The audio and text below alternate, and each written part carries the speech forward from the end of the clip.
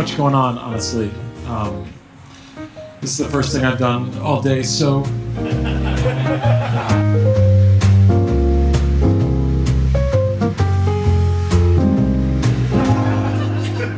I hope it goes good.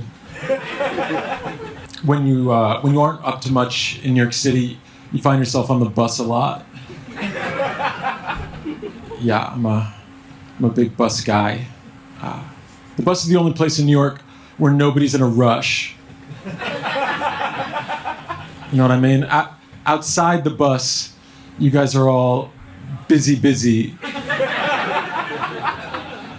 But on the bus, we're chilling.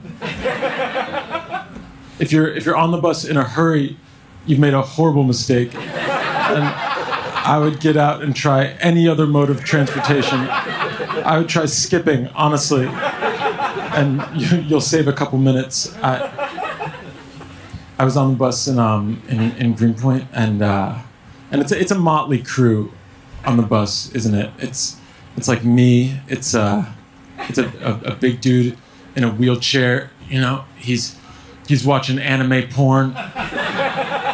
No headphones. There's a nun. She's sitting next to him. She's watching it. They're both watching it. There's a toddler in the back just drinking a Modelo, just nursing it just alone. We were on the bus, and our bus driver, he sees another bus coming towards him, and I don't know if you guys have seen this, but the two buses, they just start slowing down.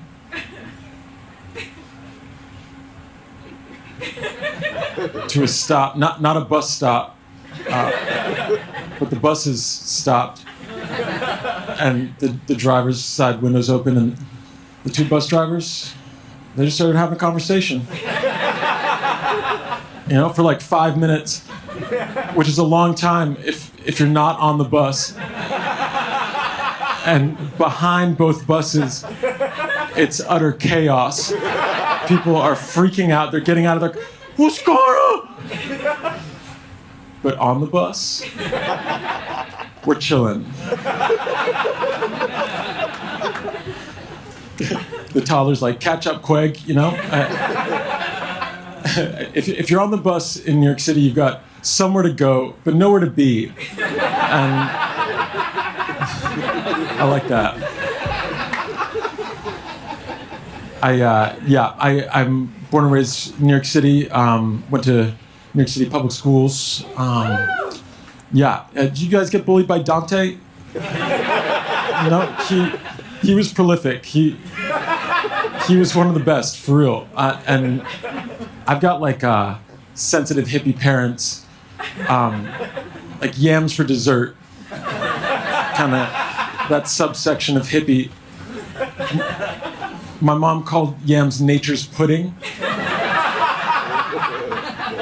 And if you've never had pudding, yams are top, dude. Yams, a yam, a caramelite, and then I had pudding, and I was like, oh, nature's a fraud. I'm not trusting this nature ever again. And so these are my parents, and they're too empathetic to help with middle school bullying. That's like life and death. They cared too much about the bully. You know what I mean? Like, I tried talking to my dad about it. I was like, Dad, I'm getting beat up by Dante. And my dad was like, here's what you need to do. You just need to sit this Dante down. Look him in the eyes and tell him, you may have hurt my body, but I know that doing this to me, that hurt you more on the inside. Even at 11, I was like, I don't know, Dad. I don't know about this strategy, but I tried it. I had no other option. Dante shoved me into these lockers. That was his like starting move. And I was like, oh, good. You may have hurt my body, but doing this probably hurts you more on the inside. And Dante just laughed in my face and went, you're gay, Dad. Tell you to say that? And I had to go back home and be like, listen, Dad, you're not going to believe this, but Dante had a pretty good follow-up. My dad was like, he called me gay. I'm not gay. I was like, Dante said you might say that. Maybe you should sit Dante down. Dante, real guy, and the thing about public schools, everybody gets to go. Big problem. He was one of these kids at the end of 6th grade, teachers going around, where do you see yourself in 10 years? It's right on a sheet of paper, and kids are going, Yankees! Astronaut! Dante, I don't know if he knows how to write, he just goes, prison. Straight up, to his credit, he was the only one to get it right. Everybody else, astronaut? It's a New York City public school, you know? You're way more likely to go to jail than space. But Dante got kicked out end of 8th grade for stabbing a kid in the eye with a pencil, which was a shock, because he was never prepared for school. Dante with a number 2 pencil sharpened? That's not my Dante. That's not the Dante I know. And he wasn't just a fighter, Dante. I swear this is true. By the time we graduated 8th grade, he'd gotten 3 girls in our grade pregnant. 3. I think we can all agree that for his age group, those are unbelievable stats. 8th grade, 1 child pregnancy, 8th grade, that's a tragedy. 2 is a disturbing pattern. 3, the kid's got something special. He needs to be that. He's the Bobby Fischer, LeBron James of being a dad. I feel like if you're not from New York, you get this idea of New York as this like dangerous hellhole, you know, like just crime-ridden. I feel like if you live here, you know that it's not dangerous as much as it is kind of crazy. And people get the two mixed up a lot, you know? Like, you're probably not going to get shot in New York. You'd be very unlucky. Unless you're like a really good businessman. You're probably not going to get shot. But you might get bit. Protect your neck. That's what Dante taught me. And there's not that many guns per capita here, but everybody's got a mouth. And good luck regulating those. You know, I feel like a bite is a very American weapon. It's kind of like where the First Amendment speech and the Second Amendment combine. I was on the train on the subway, and there was a crazy guy on the train, Lucino, and he was sitting down. He was like, "You're all gonna fucking die. You're all gonna fucking die. I hate you. You're all gonna fucking die. I hate you. I hate you. You're all gonna fucking die." And he was sitting, so it's fine. You know what I mean? He's in the corner seat. That's the best seat. He's not gonna stand up, risk losing the corner seat. Knowing him, he's gonna be on the train for a while. So the rest of us were just sort of giving him some space. And there's this lady next to me. She's like, "God, I can't believe there's so many crazy people in New York City. I just can't believe how many crazy people there are." And I was kind of like, You can't believe it? I believe it. I'm surprised there's not more. Honestly, I feel like New York makes you a little crazy pretty quick. You know, it's cramped, it's expensive, we're just bumping in. I feel like the crazy people make the rest of us less crazy. You know what I'm saying? They regulate us. They take that little crazy that we've got that fuels them. They're doing it so we don't have to. We've all been on the train. It's rush hour. Some dude's not taking his backpack off. You know, there's a dude somebody's eating a fish sandwich. The smell. A guy's playing bachata, no headphones. You know, and you're just like, fucking die. I fucking hate you. My guy's pretty much going, sing along if you know it. You're all gonna fucking hate you. I'm like, fucking die.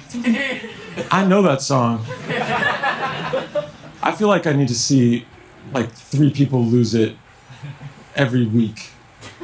You know, just to justify my own struggle in the city. Doesn't it make you feel good a little bit? I was on Madison Avenue, and there's this guy in a suit. That's a fun one, you know, for first date crazy, and his like dress shirt's open. He's like wet for some reason. He's just in traffic. Fucking hit me! And you could see there was joy on the people walking by, just like, New York got him, but I'm built different. I'm gonna make it for sure. I feel like, we need the crazy people. That's good for us. That's why when people snap here, it's not as bad as outside cities, you know?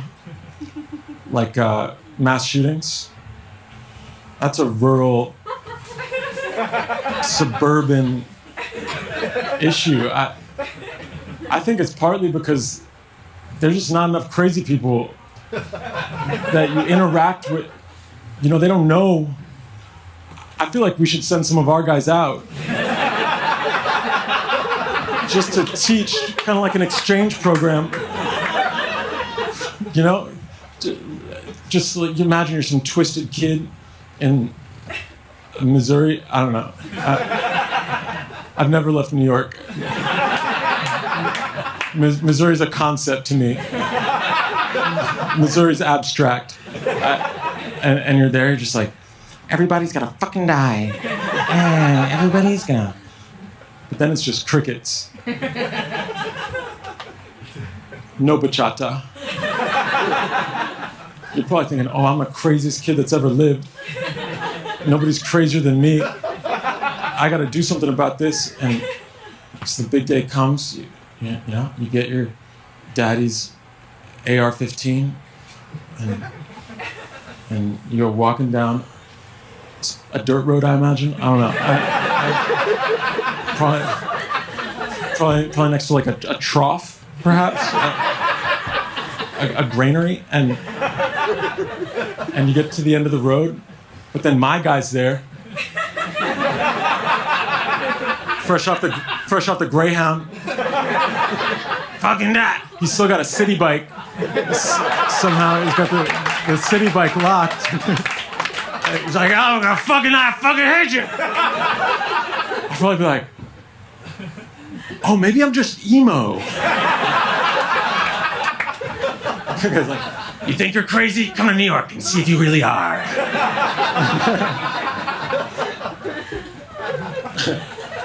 Hell yeah. I've been paying attention to my targeted ads, because they're not like regular ads, right? They're targeted at me. They're based on my activity. Fellas, are we getting the hymns 1-2? Yeah, okay. Ladies, if you don't know what that is, Hims is a company that's cornered the market on male insecurities. And ever since I turned 30, my feed is turned on me, and I'm getting exclusively hair-thickening foams and dick pills. Hims goes high to the head, and I'm like, oh, really? And then they go low, and I'm like, oh, no, oh. And then BetterHelp is next, being like, something making you insecure? What could that be? I think it's fucked up that these social media companies, you know, that produce so much insecurity, then get to sell you insecurity medications on top of it. That'd be like if Marlboro started selling inhalers. That'd be like if McDonald's started selling feet.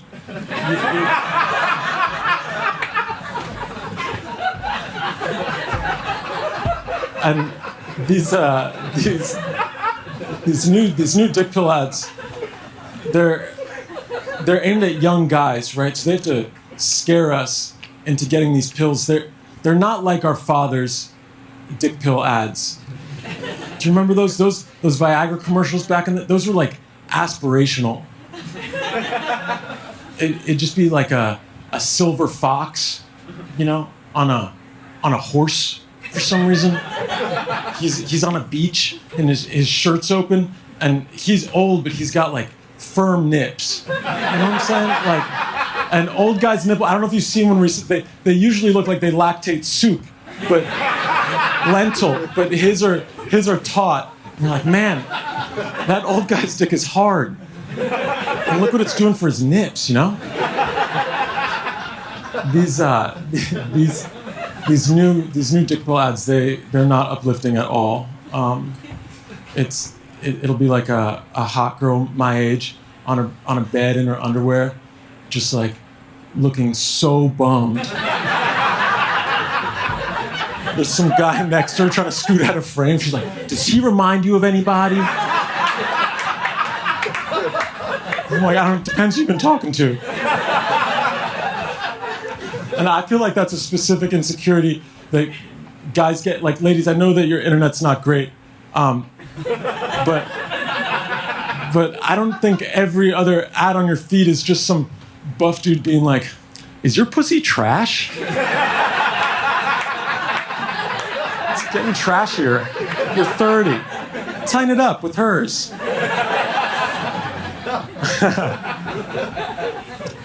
Yeah, I've taken a dick pill before.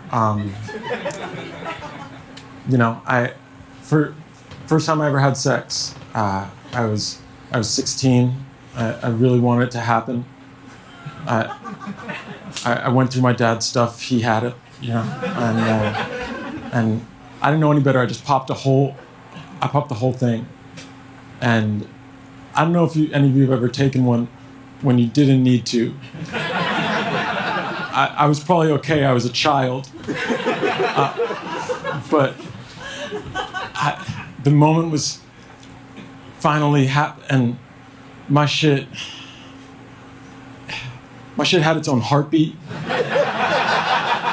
I was like, don't touch it. I think it's giving birth. I felt guilty. I was looking at her. I was like, this isn't me. It's not. This isn't my dick. I think this is my dad's dick. I feel like if you're a millennial, culture's changed so much since we were growing up, and mostly for good, especially with sex stuff, but it's like totally different, like consent. Yeah, if you're a little young, you might not know this, but consent wasn't invented until like 2009. Assault that had been bad since the 80s, but consent that came in with Obama. It did. That was. I'm pretty sure it was part of Obamacare. We were all like, yes, we can. Obama was like, may you? And we were like, oh, may we? And if you're a millennial, like our first sexual experiences or interactions where we were learning, those were pre-Obama. Those happened on the middle school dance floor. Grinding? Do we remember how grinding worked? Where was consent? If you weren't there, I'll take you back. It's probably 2006, 4:45 on a Wednesday. The gymnasium is packed. The lights are on brighter than usual. Somehow, the creepiest gym teacher's now the DJ. He's playing Get Low. Lil Jon's like, to the wall. And I'm like, I'm gonna stay here. And if you wanted to grind, which was the only kind of dancing there was, I was trying to bring disco. You couldn't disco to Get Low, and you couldn't go up to your date and be like, hey miss, may I have this grind? You never grind with that attitude. And this is important. All of the guys are about 4'7". All of the girls are 6'9". And so if you wanted to grind, you had to come from, you couldn't make eye contact, you had to come from behind like a jungle cat. And you'd grab her hips and she couldn't see you because you're too small, but she could feel you somewhere in her lower back. But you weren't grinding it. There was one more step. You had to look to the side where her friends are looking at you, and then they would give her like a Roman thumb. And that was consent up until Obama. So we've come a long way. You guys have been great. I've been Eliot.